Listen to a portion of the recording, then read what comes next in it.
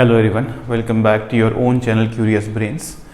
तो आज जैसा कि मैंने लिख रखा है रोल्स थ्योरम पढ़ने वाले हैं। ठीक है, अच्छा, कई लोग इसको रोलेस थ्योरम भी कहते हैं, तो वॉट एवर यू विश, इसको आप कुछ भी कह लीजिए, कोई दिक्कत नहीं है। ये जो थ्योरम है ये मिस्टर माइकल रोल्स ने दी थी 1690 में, और उनके लाइफ टाइम में ये थ्योरम फेमस नहीं हुई थी। लेटर ऑन ये थ्योरम जो है बहुत इंपॉर्टेंट हुई कैलकुलस के लिए।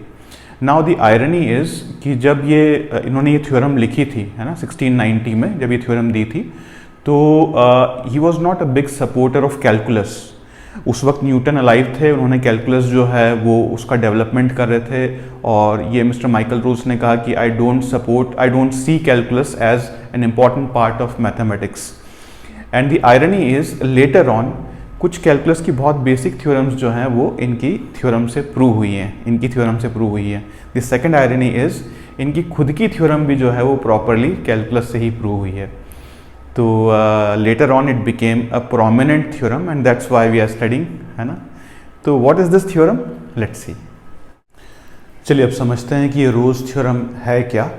तो आप अभी अपनी कॉपी में क्या कीजिए कि एक कंटिन्यूस और डिफरेंशिएबल कर्व बनाइए। ठीक है, अपनी कॉपी में कंटिन्यूस, कहीं ब्रेक नहीं होना चाहिए, डिफरेंशिएबल, कहीं शार्प एज नहीं होनी चाहिए। सो लेट्स से किसी स्टूडेंट ने इस तरह से एक कंटिन्यूस और डिफरेंशिएबल कर्व बनाई, समथिंग लाइक दिस। ठीक है, अब हम यहाँ क्या करेंगे कि एक हॉरिजॉन्टल लाइन ड्रॉ करेंगे, एक ऐसी लाइन जो कि एक्स एक्सिस के पैरेलल है, जो कि इस कर्व को कम से कम 2 बार कट करे। आप भी अपनी कॉपी में एक ऐसी लाइन बना लीजिए जो कि हॉरिजॉन्टल है, एक्स एक्सिस के पैरेलल है, कर्व को कम से कम 2 बार कट करे। Let's say this is some line y is equal to k, जो कि कर्व को a और b पे कट करे। This is the point a, this is the point b। Now आपने किसी भी तरह की कर्व बनाई हो, जो मैंने आपको कंडीशन बताई है कि कंटिन्यूस और डिफरेंशिएबल होना चाहिए, और ये हॉरिजॉन्टल लाइन आपने अगर ड्रॉ की हो, तो आप भी जिन पॉइंट्स पे ये हॉरिजॉन्टल लाइन कर्व को कट कर रही है उनको कुछ नाम दे दीजिए। अगर मोर देन वंस कट कर रही है तो a b c d e, जितनी ही बार कट कर रही है उनको आप नाम दे दीजिए। Now just look at your graph. क्या आपको अपने ग्राफ में उन 2 पॉइंट्स के बीच में किन्हीं भी 2 पॉइंट्स को ले लीजिए जहां पर ये लाइन जो है वो कर्व को कट कर रही है, उन 2 पॉइंट्स के बीच में क्या आपको ऐसे पॉइंट्स दिख रहे हैं कर्व पे जहां पर आप हॉरिजॉन्टल टेंजेंट डाल पाएं? तो इस केस की बात करें तो दीज आर द 2 पॉइंट्स जहां पर ये जो लाइन है कट कर रही है कर्व को। तो क्या इन 2 पॉइंट्स के बीच में कर्व पे कुछ ऐसे पॉइंट्स हैं जहां पर हम हॉरिजॉन्टल टेंजेंट डाल पाएं? क्या कम से कम एक ऐसा पॉइंट है? तो आप कहोगे सर इस केस में तो 3 ऐसे पॉइंट्स हैं। तो बिल्कुल सही है, this is the point C, this is the point D, this is the point E। तो इन पॉइंट्स पर अगर हम टेंजेंट डालें तो these tangents would be parallel to X axis, और these would be horizontal tangents to this curve between the points A and B। तो यही mister Rolle's का कहना था। It is a very simple theorem and it looks like common sense initially, but इसका application है आगे। तो इसका स्टेटमेंट और इसकी कंडीशंस, कुछ चीज़ें और समझते हैं। चलिए अभी रोल्स थ्योरम का प्रॉपर स्टेटमेंट है उसको समझते हैं। तो जैसे किसी ट्राइंगल में आपको पाइथागोरस थ्योरम अप्लाई करना हो तो ट्राइंगल को राइट एंगल ट्राइंगल होना ज़रूरी है। वैसे ही अगर आप किसी फंक्शन में रोल्स थ्योरम लगाना चाहते हैं तो उसके लिए उस फंक्शन को कुछ कंडीशंस को फुलफिल करना ज़रूरी है। वो कंडीशंस क्या हैं, स्टेटमेंट क्या है, वो हम यहाँ से समझते हैं। So the statement says that let f be a function such that the 3 conditions are, इसमें 3 कंडीशंस हैं, इन कंडीशंस को फंक्शन को फुलफिल करना पड़ेगा so that you can apply Rolle's theorem. The first condition is f is continuous for all x belonging to closed interval a to b। Keep in mind close interval a to b में function f को continuous होना चाहिए, ये first condition है। Second condition है f is differentiable for all x belonging to open interval a to b open interval में function को differentiable होना चाहिए। Third condition is f of a is equal to f of b, x is equal to a और x is equal to b पे function की value same होना चाहिए।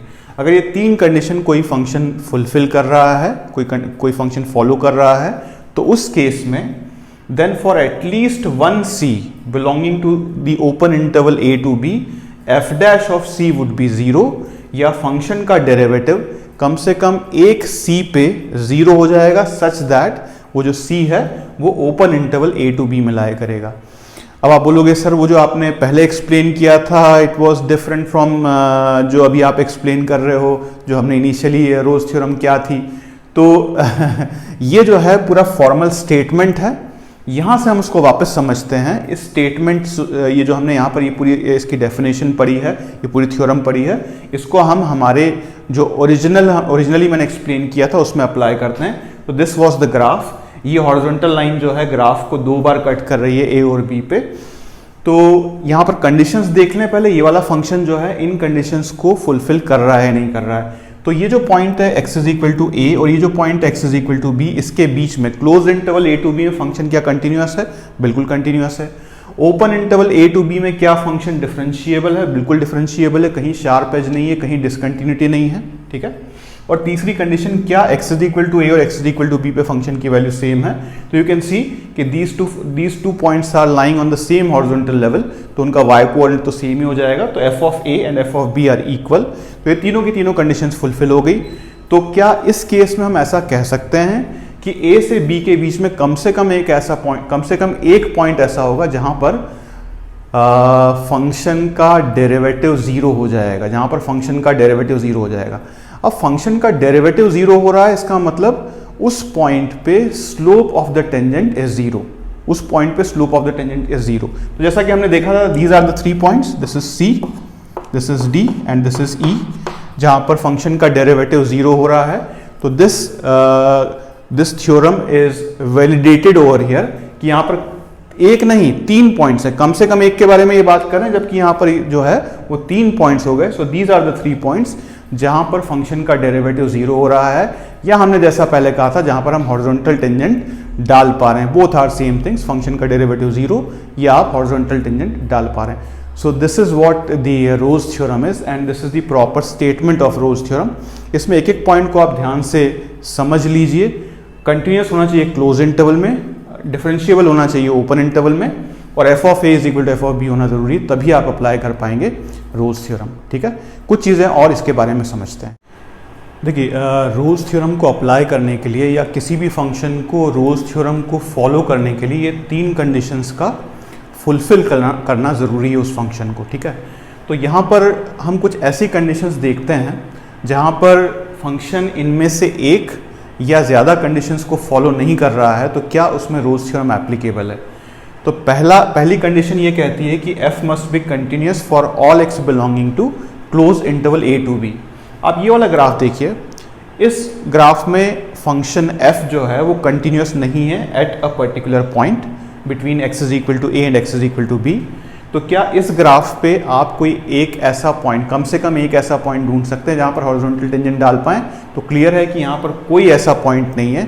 इसका मतलब फंक्शन को कंटिन्यूअस होना जरूरी है in the interval a to b। अब उसको क्लोज इंटरवल में ही कंटिन्यूअस होना क्यों जरूरी है, वो इस वाले एग्जांपल से देखें।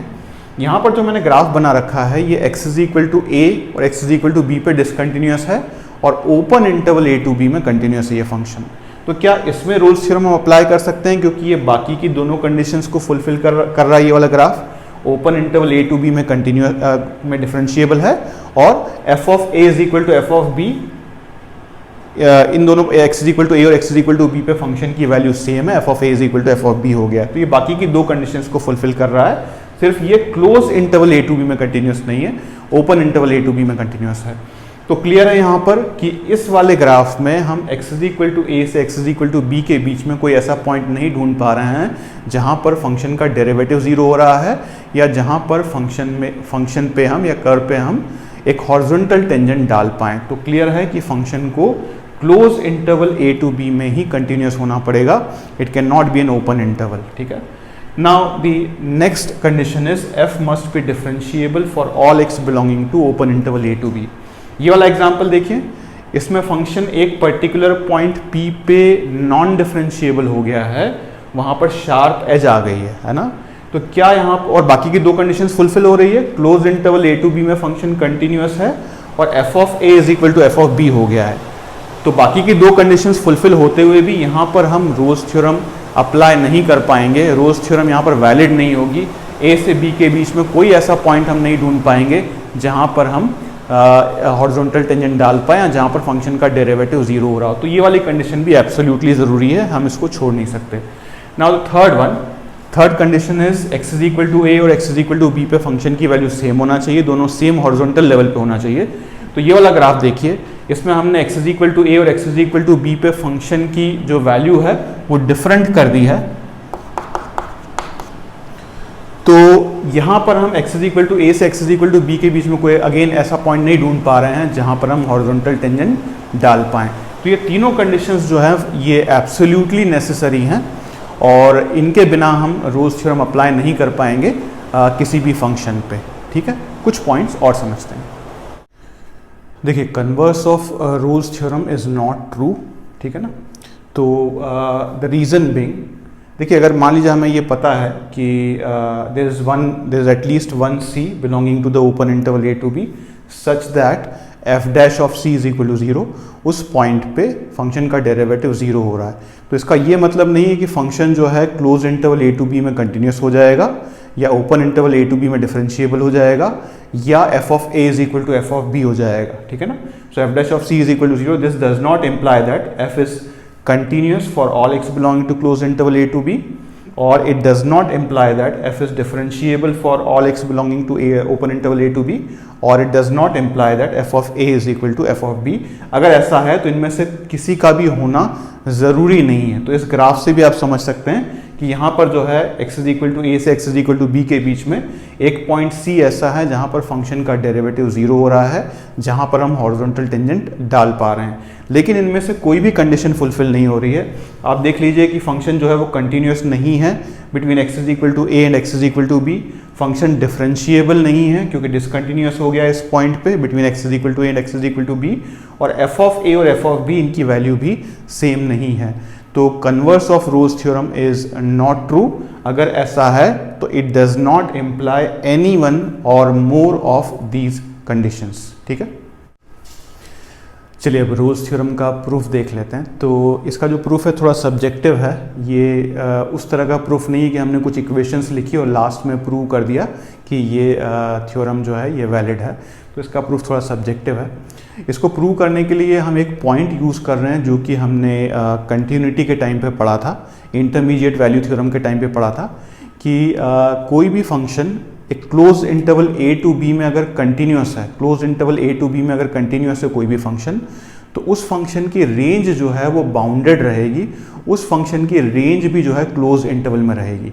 तो this is what I have written कि अगर कोई भी फंक्शन f हम ले रहे हैं जो कि कंटिन्यूस है close interval a to b में, तो उस फंक्शन की रेंज हमने मान ली close interval alpha to beta है।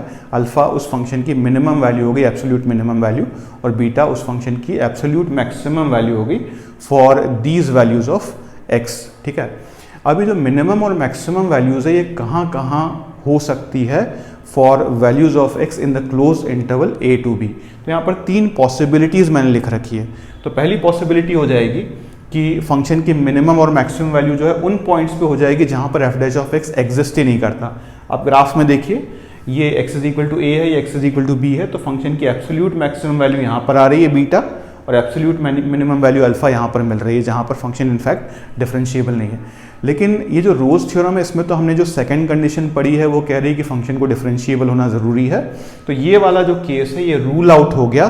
फंक्शन की मिनिमम और मैक्सिमम वैल्यू उन पॉइंट्स पे हम नहीं ले पाएंगे जहाँ पर फंक्शन डिफरेंशिएबल नहीं है, क्योंकि फंक्शन को डिफरेंशिएबल होना ज़रूरी है। अब दूसरा केस ये पॉसिबल है कि फंक्शन की मिनिमम या मैक्सिमम वैल्यू वहाँ पर हो जहाँ पर एफ डैश ऑफ एक्स 0 हो रहा हो, क्रिटिकल पॉइंट जहाँ पर एफ डैश ऑफ एक्स 0 हो रहा हो। जैसे यहाँ पर देखिए फंक्शन की मैक्सिमम वैल्यू इस पॉइंट पे आ रही है, मिनिमम वैल्यू यहाँ पर आ रही है, और इन दोनों ही पॉइंट्स पे फंक्शन का डेरिवेटिव जो है वो 0 हो रहा है। तो हमने एक्चुअली रोल्स थ्योरम के लिए वो C फाइंड आउट कर लिया, जहाँ पर एफ डैश ऑफ एक्स 0 हो रहा है वो C एक तो यहाँ लाई करेगा और एक यहाँ लाई करेगा, तो एटलीस्ट वन C की बात करता है रोल्स थ्योरम। तो यहाँ पर तो हमने दो ऐसे C फाइंड आउट कर लिए, x is equal to a से x is equal to b तक इन द ओपन इंटरवल जहाँ पर एफ डैश ऑफ एक्स 0 हो रहा है। तो ये प्रूव हो गया फॉर दिस केस। नाउ ऐसा भी हो सकता है कि वो जो मैक्सिमम और मिनिमम वैल्यूज़ हैं वो एंड पॉइंट्स पे ऑकर करें, एंड पॉइंट्स पे आएँ। लेकिन प्रॉब्लम ये है कि एंड पॉइंट्स पे तो फंक्शन की वैल्यू इक्वल होनी चाहिए, यही कंडीशन है रोल्स थ्योरम की। तो कुछ इस तरीके से ग्राफ बन जाएगा, x is equal to a और x is equal to b पे फंक्शन की वैल्यू जो है इक्वल है, और यहीं पर मिनिमम और मैक्सिमम ऑकर हो रहा है। इसका मतलब फंक्शन जो है वो कांस्टेंट हो जाएगा। फंक्शन अगर कांस्टेंट है तो उसके बीच में इनफाइनाइट ये जो x इज इक्वल टू ए है और x is equal to B है, इसके बीच में इनफाइनाइट ऐसे पॉइंट्स हैं जहाँ पर f डैश ऑफ x 0 हो रहा है, या हम यहाँ पर इनफाइनाइट c फाइंड आउट कर पा रहे हैं जहाँ पर f डैश ऑफ c 0 हो रहा है। तो इन दोनों ही केसेस के लिए जो है हमने वो c फाइंड आउट कर लिया जहाँ पर f डैश ऑफ x 0 हो रहा है। तो this is the proof for Rolle's theorem. ठीक है, चलिए अब नेक्स्ट वीडियो में हम कुछ क्वेश्चंस करेंगे और रोल्स थ्योरम की एप्लीकेशन देखेंगे।